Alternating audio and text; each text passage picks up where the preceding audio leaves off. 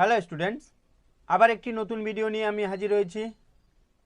আজকে আমি আলোচনা করব তোমাকে পাওয়ার জন্যে হে স্বাধীনতা।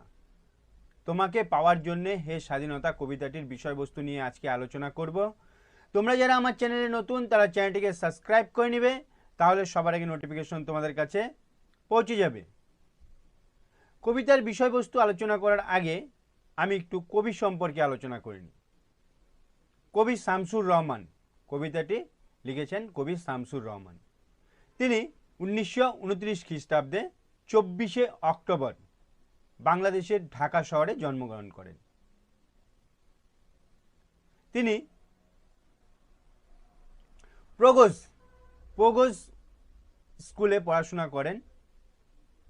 তারপর তিনি ঢাকা বিশ্ববিদ্যালয়ে ইংরাজি বিভাগে ভর্তি হয়, কিন্তু ইংরাজি বিভাগে ভর্তি হওয়ার পরে তিনি পড়াশোনা আর করেননি।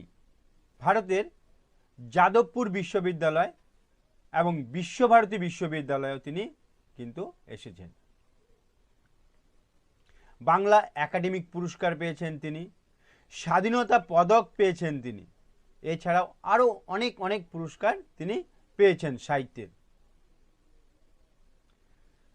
2006 সালে 17ই আগস্ট 2006 সালের 17ই আগস্ট তিনি মারা যান। এই ছিল সংক্ষিপ্ত কবি সম্পর্কে। এবার আসি তোমাকে পাওয়ার জন্যে হে স্বাধীনতা কবিতার বিষয়বস্তু নিয়ে। কবিতাটি বাংলার স্বাধীনতা, বাংলাদেশের স্বাধীনতা নিয়ে লেখা।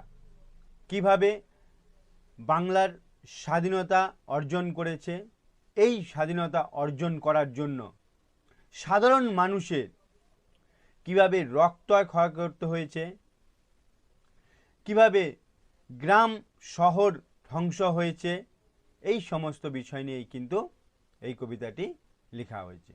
এই কবিতাটি শামসুর রহমানের শ্রেষ্ঠ কবিতা থেকে সংগৃহীত করা হয়েছে। এই কবিতাটি বন্দি শিবির থেকে কিন্তু নেওয়া। স্বাধীনতা অর্জনের জন্য বাঙালির আত্মত্যাগ কিন্তু এই কবিতায় কবি সুন্দরভাবে পরিস্ফুটন করেছেন, সুন্দরভাবে বর্ণনা করেছেন। বাংলার স্বাধীনতা অর্জনের জন্য বাঙালিকে তিনি জাগ্রত করেছেন, তিনি বাঙালিকে ঐক্যবদ্ধ করেছেন। পাকিস্তানি সেনারা যেভাবে বাংলাকে বিধ্বংস করেছে, বাংলাকে তছনছ করে দিয়েছে, বাংলাকে ধ্বংস করে দিয়েছে, তার প্রতিরোধ করে বাংলাকে স্বাধীনতা অর্জন করা তিনি এই কবিতায় কিন্তু সুন্দরভাবে বর্ণনা করেছেন। স্বাধীনতা মানুষের জন্মগত অধিকার।